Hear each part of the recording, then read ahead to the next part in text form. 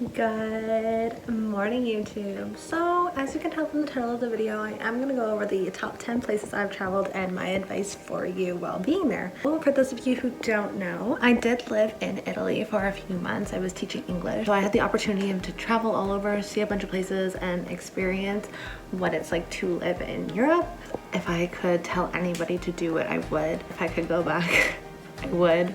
I had to come home because I had medical issues, but that's a whole different story. So we'll start off with number one. So my number one place I did travel was Lake Como in Italy. Honestly, the views are amazing. They're close to like all the mountains, super close to Milan. So if you are in Milan, it's like an hour and a half drive. You can see the Alps, so like the Swiss Alps, just from sitting on the edge of the lake. The restaurant views are amazing, and I think that is my favorite place in the world, hands down. Like, of all the places I've been, if I could go there, that would be where I would go. Number two on the list would be Sanremo. It is in Italy. It's in northern part of Italy, so this is actually where I did my orientation for teaching. It's seaside, super close to France, so you can either take the train in. This is what I would suggest. I wouldn't fly and like rent a car or anything. I would fly into either Nice, France, or Milan, and I would hop on the train. It's about a couple-hour train ride, nothing too crazy, and it brings you right to the coast. So instead of going to Amalfi Coast, like a lot of people do, you kind of get to experience the same thing, but on the other side of Italy. And it's not as like raved about, so it's not as busy as a tourist place. And I personally think like Sanremo is so beautiful. 10 out of 10, recommend visiting. And then that way, if you are heading to France afterwards, it's super close, so easy to get to, and you get to experience Italy's seaside. Number three on the list would be Lisbon, which is in Portugal. I personally, out of all the places I traveled in Europe, think that Lisbon has the cleanest streets. Like, I remember just walking down the streets and like seeing the marble floor, like not marble floors, but they honestly look like marble floors that you would see in a house. There was no garbage. The streets were so clean. You have to have a custard tart when you're there. They make them fresh in bakeries like every single morning, and the smell when you're walking in downtown Lisbon is absolutely delicious. Like, it's something that I can't even describe.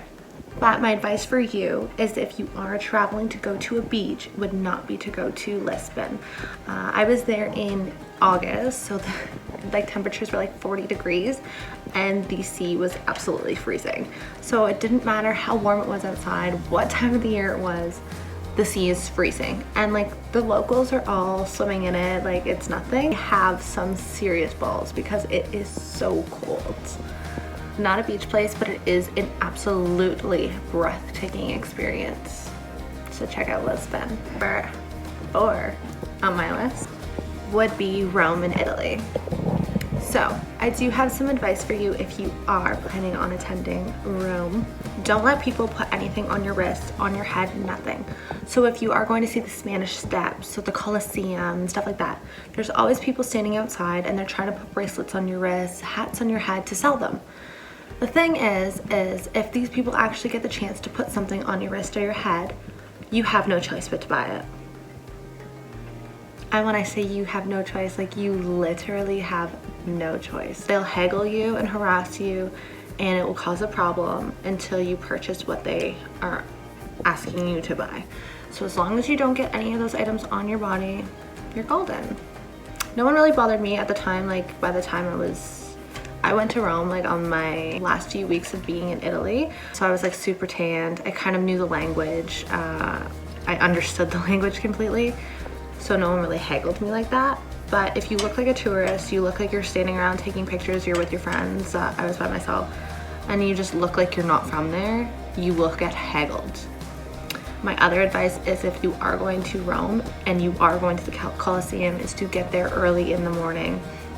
Lineups are crazy, crowds are crazy. You don't get to experience the Colosseum for what it really is because it's just overpacked and crowded. I was literally first in line when I went, and I was the first one inside the Colosseum, so I got to experience it completely empty, and it was an incredible experience. It's something like I've never even seen before. Like, yeah, you see it in textbooks and stuff, but it's just crazy when you're standing there to think that like people have literally like fought for their lives and like killed, and it's just super cool. And like if you are there and it's empty, you can actually take the time to like read everything about it, because like if it's super crowded, no chance, like it's not happening. And I highly suggest checking out the Colosseum in Rome. Number 5 on my list would be Budapest in Hungary. Honestly, okay, I should go back because I said Lake Como is one of my favorite places in the world, but honestly it goes hand in hand with Budapest. Budapest is literally one of the most beautiful places I have ever seen in my life.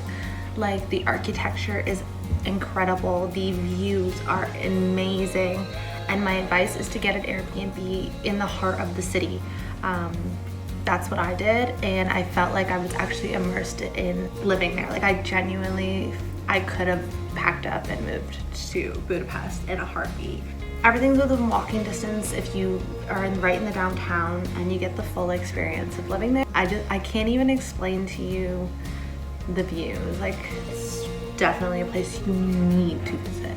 I didn't think it was, like I always heard about it. I was like, okay, like yeah, it sounds like a great place. I'm not joking though, like as soon as I was there, I was like, this is where I need to be.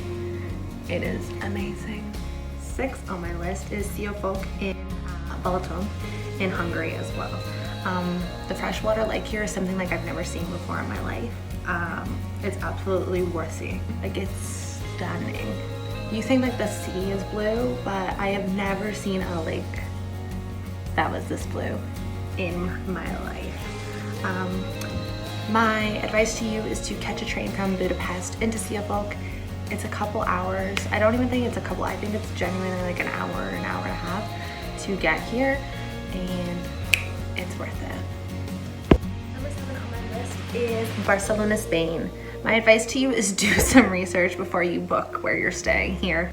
They make it seem like everything's so close by to everything, and Barcelona is huge. So it's definitely worth spending the extra money to be close to the nightlife and the beach and everything that you want to do. Gothic quarters at nighttime is something that you have to experience. The nightlife is incredible. The clubs, the bars, the restaurants, the environment outside, like everyone's just standing outside in the streets. Like there's people on the beach with like fire. It's so cool. Like it's an experience, definitely. The beaches during the day are beautiful. I absolutely do recommend going to Barcelona. Number 8 on my list would be Milan in Italy. Milano is actually where I did live in Italy. Whatever you do, flying into Milan from Canada, from the Toronto airport, do not fly Air Italia. They lost my luggage. I was trying to get a hold of someone per weeks. My luggage was sitting at the airport. I genuinely thought I didn't have anything. I went and bought all new stuff and was trying to get a hold of someone. Everyone was like, oh, we can't help you out. So I literally went back to the airport because I was like, okay, well, like, if you're not gonna help me over the phone, like I'm showing up at the airport. So I showed up at the airport. My luggage had been sitting there for over a week. So they stressed me out for literally no reason. I had my mom like trying to ship things to me because like the dollar is more expensive there, and like when I first got there I wasn't making euros right away because I hadn't started working yet. So I was buying everything in Canadian dollars, and it was just, the exchange rate is like insane. However, that is my only advice, is do not fly Air Italia.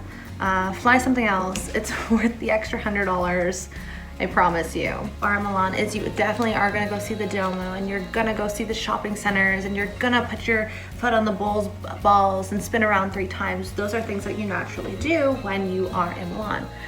My advice to you if you are a woman is do not walk around the train station at nighttime by yourself.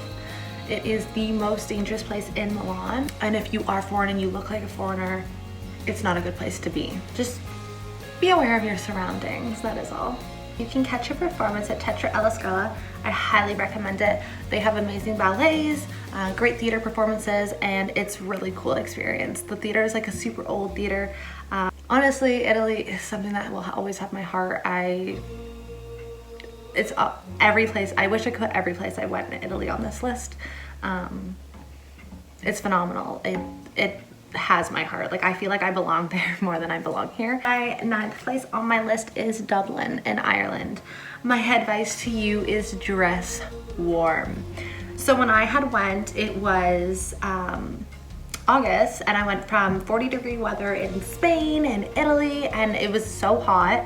And I had met a friend in Italy, and she was from Ireland, and she said to me, you shouldn't go, like, you don't even have a winter coat. It is cold there this time of the year. And I said, you know what, how cold can it possibly be? I landed in Dublin and it was like 11 degrees and rainy, and I didn't have a winter jacket. I barely had any sweaters because I was in the heat. And yeah, so know what you're getting into when you're traveling to Dublin. Pack accordingly, dress warm. It is always raining there. It is always chilly there. Beautiful parks, and if you like beer, you'll love Dublin. Guinness, especially the Guinness there tastes better than it does here. People always say it, and I promise you it's true, because I don't like Guinness beer, and when I was there I drank Guinness beer. Obviously you're gonna go see the Jameson distillery, and you're gonna go to the Guinness distillery and stuff like that. But I highly recommend going and seeing the deer in Deer Park. So if you're just sitting there enjoying the day in the park, there will be hundreds of deer, and I kid you not. It's actually called Deer Park on Mount Marion, and it is super cool. The last place on my list, last but not least, is Warsaw in Poland. Views in Poland are amazing. On every rooftop there is something to see. It's super cool, lots of greenery, lots of old buildings. The history there is super cool. Like if you're aware of like the Holocaust and stuff like that, there's tons to read up on that stuff. So if that's something you're interested in, then you'll love Poland. It's super cheap to get around. Poland is super cheap for food. You have to eat the pierogies, and I'm not just talking like your typical like cheese pierogies that we have here, but they have like dessert pierogi. My advice to you is, if you are going to Poland, is to bike everywhere. So they do have biking stations. You tap your phone, download an app on your phone, tap your phone, get your bike somewhere within 20 minutes or less. I believe it's 20 minutes or half an hour or less. You don't actually have to pay for the bike. So you park your bike at the biking station. It's the cheapest way to get around if you're not lugging like groceries and stuff. No one drives, and like people drive in Europe, but like it's not the same way that we get in our car and go for a coffee and drive here. Like everyone's taking the train, the bus, biking, like walking. It's honestly a different experience. Wholehearted advice to you is travel to Europe. It is an experience like you will never ever experience in Canada, the USA, Australia, nothing like that. The views are amazing, the architecture is amazing, the food, everywhere you go. Everywhere is only like, a different country is only a couple hours away, and it's a whole different experience. Flights there, you can catch a flight for $60 to go to a different country. Here, you wanted to go catch a flight to BC, you're paying $600. Like it's a totally different experience there. I highly recommend going. I highly recommend going and seeing the places on my list, even the ones that you wouldn't have thought to have gone and seen. And there's so many beautiful places. There's a different view at every corner. Yeah. Don't forget to hit that like button, comment down below, and subscribe to the channel. So thanks for coming, guys. We'll see you next time.